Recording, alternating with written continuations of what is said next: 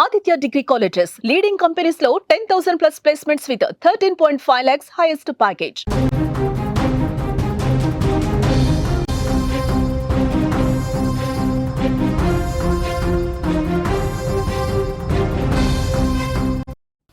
కొన్ని రోజులుగా తెలంగాణ రాష్ట్ర వ్యాప్తంగా కురుస్తున్నటువంటి కుండపోత వర్షాలతో ప్రాజెక్టులకు జలకళ సంతరించుకుంది. భద్రాచలం వద్ద గోదావరి పెరుగుతోంది, అంతకంతకు పెరుగుతోంది. 33 అడుగులకు నీటి మట్టం చేరుకున్న పరిస్థితి ఉంది.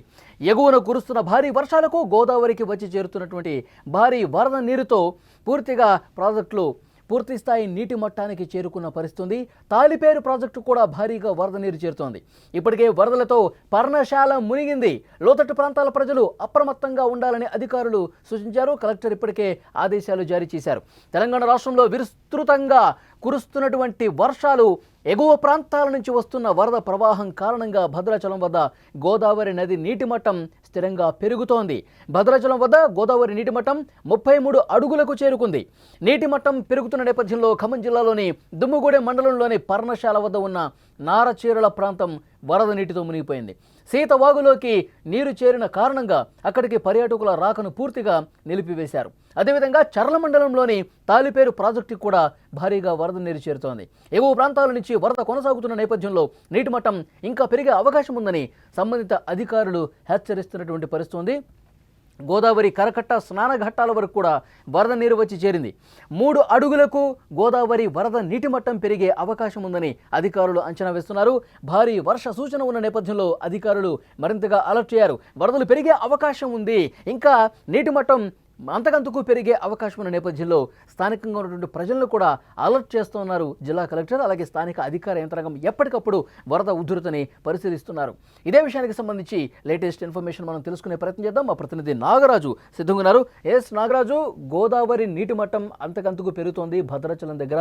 విజువల్స్లో మనం చూస్తూ ఉన్నాం. అంటే ఒకవైపు వర్షాలు పడుతున్నాయి, మరోవైపు ఎగువ నుంచి వస్తున్నటువంటి వరద. ఈ కారణంగా నీటి మట్టం పెరుగుతుందని చెప్తున్నారు. ఇంకా ఏం చెప్తున్నారు అధికారులు అక్కడ? ఇక్కడ భద్రాచలం వద్ద గోదావరి ఇప్పుడు 11 గంటలకి తీసిన రీడింగ్ ప్రకారం, సిడబ్ల్యూసి రీడింగ్ ప్రకారంగా 34 చేరుకుంది. భద్రాచలం వద్ద ఏదైతే స్వల్పంగా పెరిగే అవకాశం ఉంది. అయితే దాదాపు ఎగువన కురుస్తున్న భారీ వర్షాల కారణం చేత ఏది ఛత్తీస్గఢ్ ఇటు నుంచి కూడా వచ్చే వరద తాలిపేరు కానీ ఇటు భద్రాచలం వద్దకి నుంచే వెళ్ళాలి. అయితే తాలిపేరు దగ్గర కూడా దాదాపు 5 గేట్లు 2 అడుగులు హైటు మేరకు ఎత్తడం జరిగింది. అందులో తాలిపేరులో దాదాపు 14,572 క్యూసెట్ల ఏది వరద నీరుని దిగువకి విడుదల చేయడం జరిగింది. ఓకే, ఇంకొకటి మనం అక్కడ విజువల్స్ లో చూస్తా ఉన్నాం. సీతమ్మ వాగు దగ్గర వరద ఉధృతి బాగా పెరుగుతోంది. ముఖ్యంగా ఇక్కడ భద్రాచలం దగ్గర స్నానఘట్టాల మెట్లు కూడా దాదాపు మునిగిపోయినటువంటి సమాచారం వస్తుంది. ఇంకా వరద ఉధృతి అంతకంతకు పెరుగుతుందా? గంటకి ఇంకా పెరుగుతూనే ఉందా? అధికారులు అక్కడ ప్రజలకు ఏమైనా అలర్ట్ జారీ చేస్తున్న పరిస్థితి ఉందా? అంటే భద్రాచలం వద్ద మనకి ఏదంటే ప్రమాద హెచ్చరికలు 3 ఉంటాయి. ఒకటి వచ్చి 43 అడుగులకి చేరుకుంటే మొదటి ప్రమాద హెచ్చరికని జారీ చేస్తారు. అలాగే 48 అడుగులు చేరుకుంటే అట్లాగే రెండో ప్రమాద హెచ్చరిక జారీ చేస్తారు. 53 అడుగులకి మూడో ప్రమాద హెచ్చరిక జారీ చేస్తారు. ఇప్పుడు ఉన్న పరిస్థితులు 34 అడుగులకి చేరుకోవడంతో స్థానాల రేవైతే మొత్తం కూడా మునిగిపోయింది. భక్తులను ఎవరిని కూడా అటు నుంచి వెళ్ళనివ్వట్లేదు. స్నానాలు చేయాలన్నా కూడా ఇబ్బంది. ఎవరు కూడా అధికారులు ఎవరిని కూడా అటు స్థానాలు రేవు దగ్గరికి దింపించే మార్గం కూడా చేయట్లేదు. అయితే మీరు అన్నట్టుగా పర్ణశాల నిన్న కూడా మనం సుమన్ టీవీ ద్వారా ప్రేక్షకులకి తెలియజేశాము. నిన్న సీతమ్మ ఏదైతే నడుము వరకు వాటర్ రావడం జరిగింది. ఈ రోజు దాదాపు ఈ విగ్రహం మునిగిపోయింది. అలాగే రామయ్య కూర్చున్నటువంటి సింహాసనం ఏదైతే ఉందో ఆ సింహాసనం కూడా పూర్తిగా మునిగిపోయింది. ఇప్పుడు ఈ మొదటి ప్రమాద హెచ్చరిక జారీ అయితే మాత్రం ఇంకా కూడా పూర్తిగా మునిగిపోయే అవకాశం ఉంది. ఇది నారచీరల వరకు, పర్ణశాల గుడి బానే ఉంది. నారచీరల ప్రదేశం ఏదైతే ఉందో ఆ నారచీరల ప్రదేశం మాత్రం అది మునిగిందని చెప్పాలి. నాగరాజు, మనం విజువల్స్ లో చూస్తా ఉన్నాం. వరద ప్రవాహం ఎంత వేగంగా దూసుకొస్తుందో కనిపిస్తా ఉంది. అంటే ఇక వర్షాలు ఇంకొన్ని రోజుల పాటు ఉంటాయని చెప్తున్నారు. ఎగువ రాష్ట్రాల్లో కురుస్తున్న వర్షాలు కూడా కిందకి దిగుకి భారీగా వరద పోటెత్తుతోంది. గతంలో మనం చూసాం విపరీతంగా వర్షాలు వరదలు వచ్చినప్పుడు భద్రాచల పట్టణం లోపలికి కూడా వాటర్ వచ్చిన పరిస్థితుంది. సో అలాంటి సిచ్యువేషన్, అలాంటి ప్రమాదం ఏమైనా ఉందా? అధికారులు ఏమైనా చెప్తా ఉన్నారా? అయితే అధికారులు చెప్పడం ఏంటంటే వరద తక్కువ మొహం పట్టుద్ది అంటున్నారు. కానీ ఏంటంటే బయట నుంచి మనకి తెలుస్తున్న సమాచారము గోదావరి పైన ఎగువల వర్షాలు బాగా పడుతున్నాయి. మహారాష్ట్ర నుంచి వచ్చే వర్షం కూడా వరద కూడా ఇటు భద్రాచలంకి రావాలి. కాబట్టి ఖచ్చితంగా ఇక్కడ ఫస్ట్ ప్రమాద హెచ్చరిక దాటి రెండో ప్రమాద హెచ్చరికకి చేరువలోకి వచ్చే అవకాశం ఉందని చెప్పనైతే మనకైతే తెలుస్తుంది. దీనికి ఎటువంటి ఇబ్బంది లేకుండా కలెక్టర్ జితేష్ వి పాటిల్ గాని, అట్లాగే ఎస్పీ రోహిత్ రాజు గారు గాని దగ్గరుండి ఇక్కడ ఎవరు కూడా ఇబ్బంది పడకుండా చూసే అవకాశం కనిపిస్తుంది.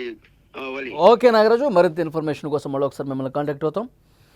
అదే తెలంగాణ రాష్ట్రంలో విస్తృతంగా కురుస్తున్నటువంటి వర్షాలు, ఎగువ ప్రాంతాల నుంచి వస్తున్న వరద ప్రవాహం కారణంగా భద్రాచలం వద్ద గోదావరి నది నీటి మట్టం స్థిరంగా పెరుగుతోంది. భద్రాచలం వద్ద గోదావరి నీటి మట్టం 33 అడుగులకు చేరుకుంది. ప్రస్తుతం నీటి మట్టం గంట గంటకు పెరుగుతూ పోతోంది.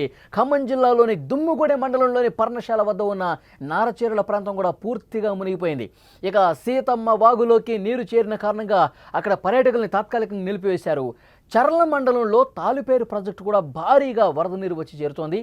ఎగువ ప్రాంతాల నుంచి వరద కొనసాగుతున్న నేపథ్యంలో నీటి మట్టం ఇంకా ఎక్కువగా పెరిగే అవకాశం ఉందని అధికారులు హెచ్చరిస్తున్నారు. ఎప్పటికప్పుడు స్థానిక ప్రజానికలు కూడా అలర్ట్ చేస్తూ ఉన్నారు. గోదావరి కరకట్ట స్నానఘట్టాల వరకు కూడా వరద నీరు వచ్చి చేరింది.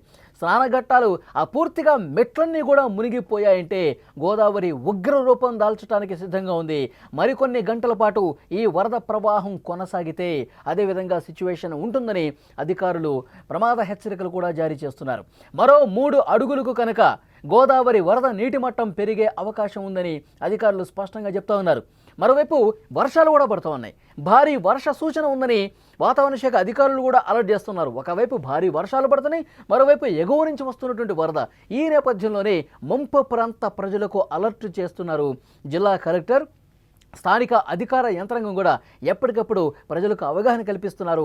వరద ఉధృతి ఏ విధంగా ఉంది, ఏ స్థాయి వరకు పెరుగుతుంది, నీటి మట్టం ప్రస్తుతం ఏ స్థితిలో ఉంది, ఇవన్నీ కూడా ఎప్పటికప్పుడు ప్రమాద హెచ్చరికలు జారీ చేస్తూ అధికారులు అలర్ట్గా ఉన్న పరిస్థితుంది. ఏ క్షణమైనా సరే స్నానఘట్టాలు పూర్తిగా మునిగిపోయినాయి.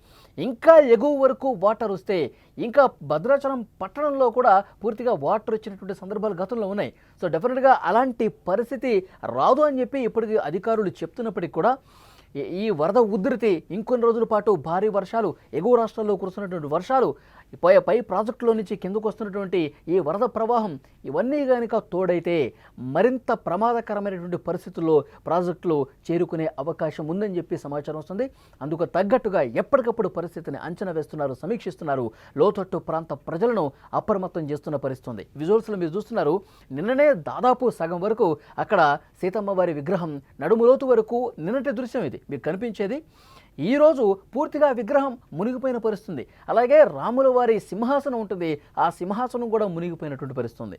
పూర్తిగా నారచీరల ప్రాంతం, పర్యాటక ప్రాంతం పూర్తిగా జల దిగ్బంధంలో చిక్కుకుని వాటర్లో పూర్తిగా ఆ ప్రాంతం మునిగిపోయిన పరిస్థితుంది.